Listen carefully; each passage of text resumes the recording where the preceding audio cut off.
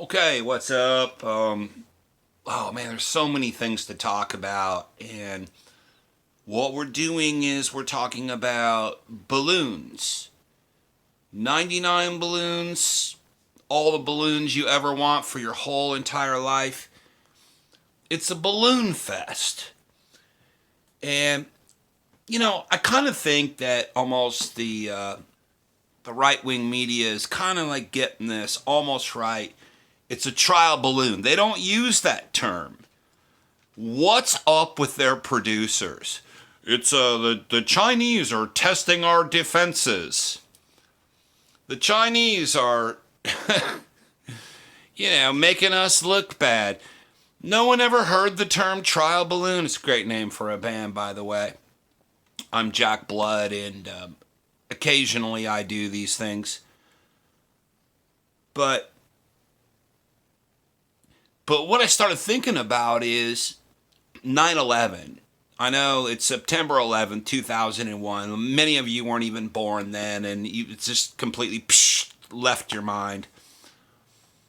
And that's what we're kind of hearing from the right. Obviously, the Bidenites or the Bidenistas, it's duck and cover for those guys. But we couldn't shoot it down because it would hurt people, so we had to wait to shoot it down till it got through the entire country and the East Coast, which really makes them look incompetent. It's bad politics. It's dumb and bad because easily they could have shot that balloon if there even was a balloon. In this day of AI and fakery, do we even know if there were people? I'm assuming people saw the actual balloon and filmed it. I because it was super high up in the atmosphere, and maybe that this whole thing was made up, but presuming that it actually happened, there's plenty of land. This is the crazy thing about the United States. If you don't live here, there's plenty of land and good spots to shoot that thing down or capture it or figure out what it is. And then I guess that's part of the bad response to all of this by our $1 trillion a year military that loses about half their money every year. I mean, we can't really talk too much about the money we send to the Ukraine. We could talk about not sending it there and spending it here or in better places, but we can't really say they're corrupt, and they are, and that this stuff is going on the black market. I digress. So let's presume there was an actual balloon and they didn't know what to do. They were incompetent and there's no policy. What does that sound like to you? Yes, September 11th, 2001. The planes are hijacked and they told us, whoa, well, there's no transponders on those planes. How could we track those planes? And, like I interviewed General Tony McPeak face to face, like as far as we are away from each other right now. If you don't know who he is, he was a Joint Chiefs of Staff. He ran the entire Air Force in the first Gulf War, and the guy's been around a little bit. And I asked him about remote control planes, but that never came up in 9/11. One thing that did come up in 9/11, that NORAD had no idea what to do while multiple planes were hijacked across the United States. Problem. Reaction. How could we not have a defense for this? Solution. I mean, there wouldn't be enough time in this video to get to it, but we have the Patriot Act, Homeland Security was developed, a multiple syncing up of all of our intelligence agencies that just didn't talk to each other. And just to put it simply, we were incompetent. In fact, we were so incompetent on 9/11 that the planes naturally, our Air Force, are, the people that, as long as it's not a golfer that fell asleep, we used to use that parable, that example of Payne Stewart, and they all fell asleep on their airplane and they got shot down or escorted out of the airspace, No, NORAD in the God, I wish I could do this better, but NORAD look at the NORAD tapes in Vanity Fair. I know they're a big Republican newspaper or magazine or whatever, but they printed something called the NORAD tapes. They were confused. They didn't know if it was the drills. There were multiple drills. I mean, depending on who you talk to, through the teens, 15, 19, 20 drills going on, replicating the exact same thing that bin Laden coincidentally did. I think of Occam's razor that very morning. Was this real or is it something actually happening? They were very confused. But what did happen was a kind of a World War II antiquated response to being attacked on the homeland. They just flew out to the ocean thinking Russia was attacking us. I mean, that's what they told us. I don't know if that's also true. So it was incompetent. So basically, China, as Trump would say, China did it. Sent a balloon over. Now, why did they acknowledge that it was their balloon? That's another really good question.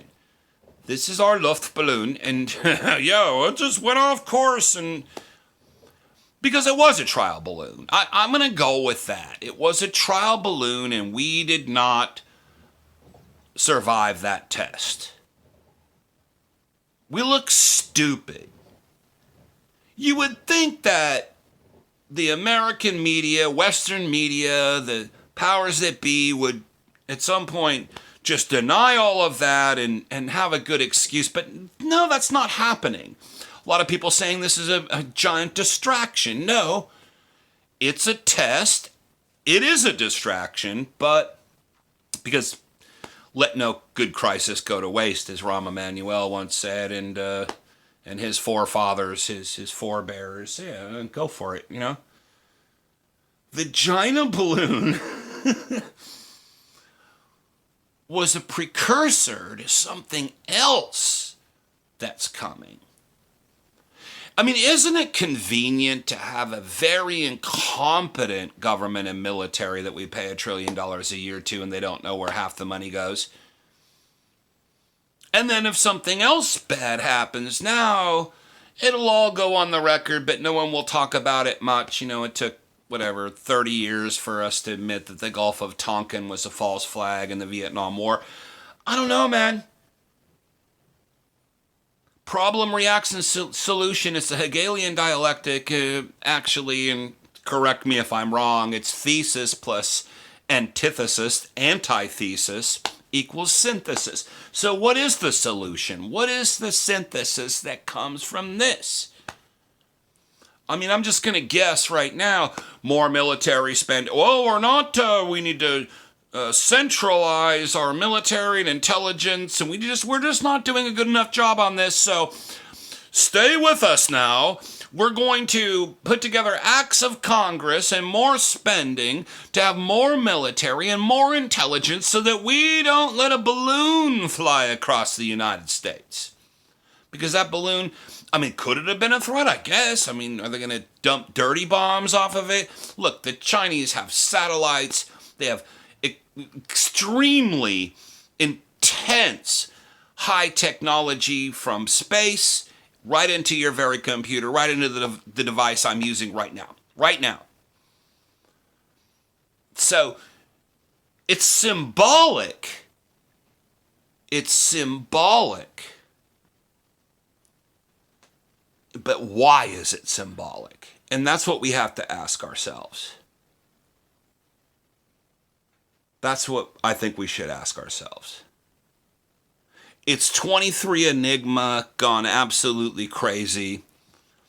And this is what people are talking about, so I just entered it in. But I want you to just, again, if this is too confounding, confusing, or disjointed, just look up what happened, what the excuses were from the 9/11 Omission Committee, and what's going on with this balloon. They used to have to take down entire towers and rain terror upon the entire United States with what I call fear-based mind control, but now it's just a balloon. That's all it takes. The memes are fantastic. You guys are doing an awesome job, but We'll leave it there. I'll talk about this on my Thursday show on Achelli.com. If you missed the last show, we had Christina Robb, Trump's lawyer. You saw her face everywhere. She was the most beautiful lawyer ever. And she was the face of the Mar-a-Lago raids. And she was on our show live just a couple of days ago. And go look that up because that was pretty fun to do. All right, I'm Jack Blood. As always, hey man, like us over here or rumble us or wherever you find this. Support us. jackblood@hotmail.com is how you hit our PayPal or our Zelle. Obviously, you can see I'm homeless, so it's no, I have a home. Just like most Americans, I'm one balloon away from living in a tent. Just kidding, not really. All right, be bold, you guys, and thanks for tuning in.